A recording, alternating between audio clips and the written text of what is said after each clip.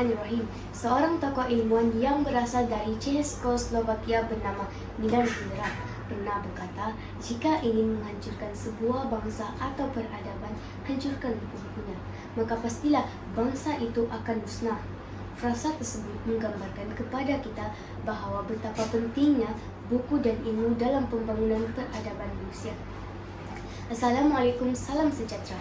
Pembuka kata lidah punjaga.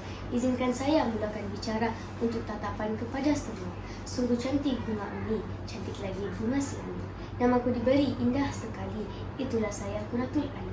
Nama saya ialah Nur Quratul Ain binti Darwis, berasal dari Kampung Labuan Senang, Sempurna, Sabah, berusia 12 tahun dan sedang bersekolah di Sekolah Permai dan Mendamaikan, iaitu Sekolah Kebangsaan Budaya Sempurna.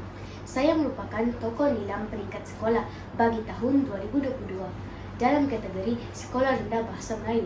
Saya juga memegang beberapa portfolio penting di sekolah seperti pengawas sekolah, pengurusi kelab membaca, dan pengurusi grade uniform.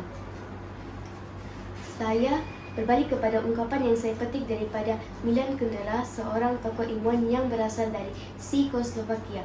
Kata-kata beliau tersebut jelas menggambarkan kepada bahawa buku sesebuah kerajaan dan tamadun boleh hancur serta huru-hara dari pemimpin dan rakyatnya yang tidak menjadikan buku sebagai panduan untuk menjalani kehidupan.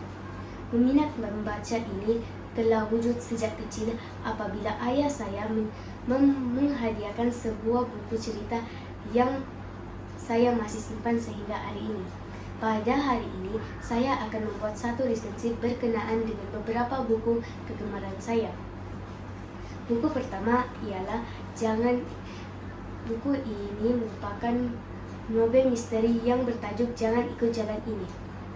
Tema buku ini ialah kerjasama dan semangat untuk mengetahui sesuatu misteri. Buku ini telah ditulis oleh Datuk A. Samad Said dan diterbitkan oleh PTS Publishing House pada 1 Mac 2011. Seterusnya, buku yang kedua ialah Jom Menjadi-Jadi yang ditulis santai oleh Dr. H.M. Tua Iskandar Al-Haj. Buku ini diterbitkan pada 10 April 2012 dan berkonsepkan umum yang mempunyai 240 halaman. Seterusnya, buku yang ketiga. Buku ketiga hasil tulisan dari Dr. H.M. Tua Iskandar Al-Haj yang bertajuk Sendiri Mau Ingat. Buku ini telah diterbitkan pada 30 Julai 2008. Seterusnya, buku yang keempat iaitu Putri Santubong hasil karya Encik Puan Salma Haji Alwi. Buku ini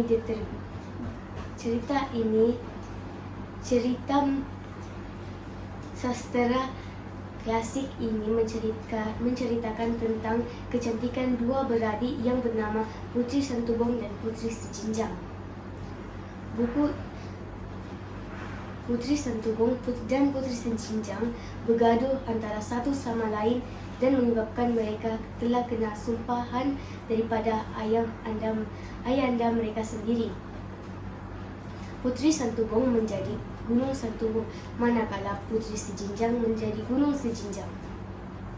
Pengajaran yang saya peroleh dari buku ini ialah kita seharusnya sayang menyayangi antara satu sama lain supaya kita aman dan damai. Manakala buku yang kelima telah menambat hati saya, iaitu Jalan Reta. Buku ini telah diterbitkan pada 12 September 2012. Buku ini mengisahkan tentang seorang datuk ingin mencoba untuk memberi kasih sayang sepenuhnya terhadap cucu-cucunya.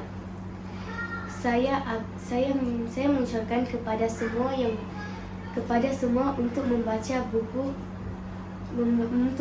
buku hasil karya Datuk A. Samad Said ini yang penuh dengan pengajaran. Daun siri, daun selasi. Sekian, terima kasih.